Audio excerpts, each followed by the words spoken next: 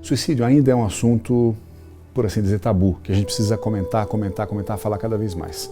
Sêneca, que é um filósofo nascido espanhol, que conviveu com Nero na época ali de Roma, no auge de Roma, tem falas espetaculares, eu gosto muito e leio muito. E uma delas é que Sêneca diz o seguinte: tudo que acontece com os outros pode acontecer comigo, pode acontecer com todos, então estejamos preparados para isso. O suicídio, acho que se encaixa perfeitamente aí. Não o meu suicídio, mas suicídio de gente que está à minha volta. Recentemente, o jornalista André Trigueiro lançou um livro sobre suicídio. E ali, se não me engano, ele fala da quantidade de suicidas no ano, ou de suicídios havidos no ano, é uma coisa tão alta quanto 800 mil suicídios por ano no mundo, né?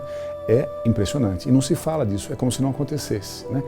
Há uma imagem em torno do suicídio muito complexa, né? A começar das religiões, mas deixando as religiões de lado. É uma coisa muito difícil, a gente devia conversar um pouco mais. Quem se suicida acaba não só com a sua vida, mas ele acaba com a vida de muita gente em volta. O trauma que ele causa a todos que estão em volta é enorme. Então, meu entendimento é que já é uma coisa absolutamente egoísta, né? Está pensando em si, não nos demais. Deixa uma bomba na mão da esposa, do filho, do pai, da mãe, de todo mundo, que não é, no meu entendimento de novo, não é uma coisa adequada, obviamente não é desejável.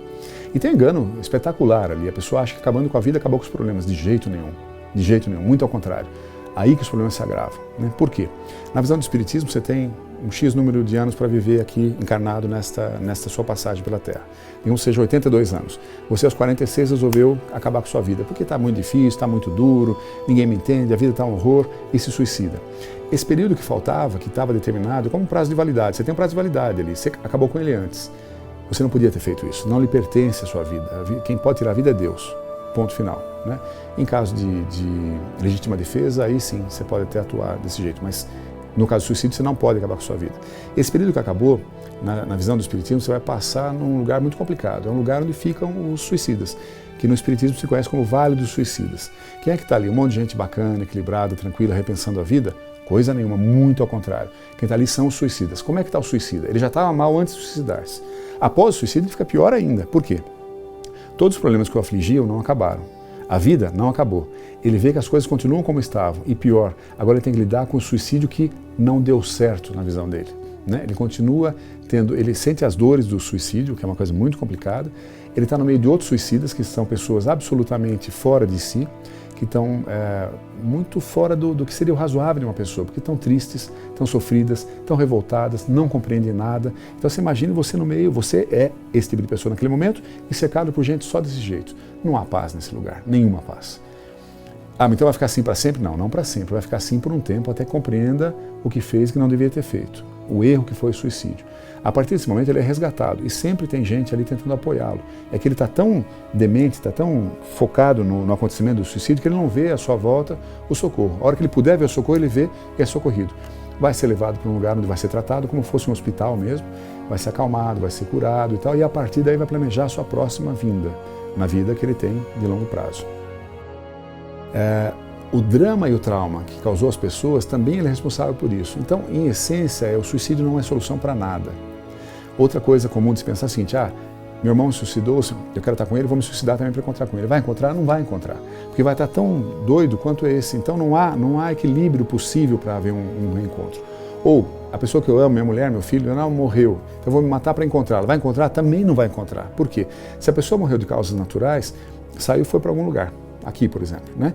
O suicida vai estar aqui, numa coisa muito mais complicada, não vai ter acesso a esse lugar. Por que não terá? Porque ele está tão doido que se ele tiver acesso a esse lugar, ele vai bagunçar tudo por ali, então não se permite acesso a ele.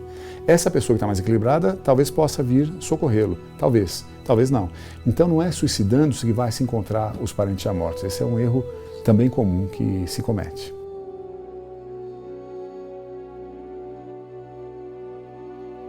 Uma outra coisa interessante para se falar a respeito do suicídio é o que no Espiritismo é conhecido por suicídio involuntário. O que é o suicídio involuntário? Aquele que você não sabe que está se suicidando. Mas como assim?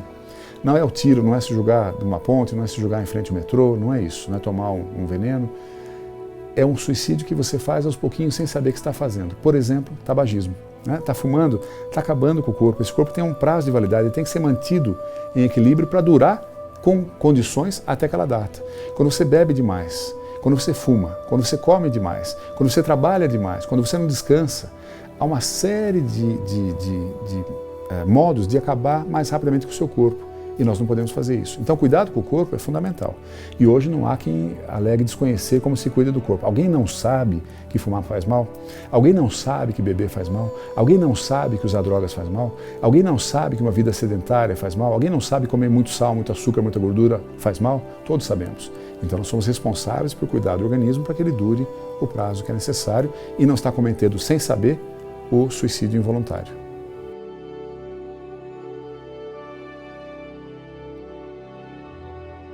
O que vale a pena pensar nessa história toda é o valor da vida.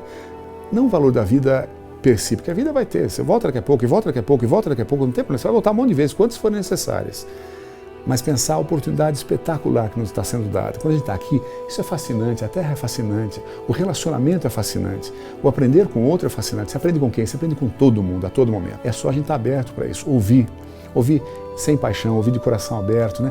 A sabedoria de gente simples é espetacular. A sabedoria de gente letrada também é espetacular. Às vezes são sabedorias diferentes, às vezes a mesma sabedoria dita de formas diferentes. Saber aproveitar isso é ótimo. Saber doar isso de volta é ótimo. Isso é viver. Isso é aproveitar a encarnação. Então, privar-se disso é uma pena, é um erro e é inadequado. Aproveitemos isso ao extremo. Essa é a beleza da vida.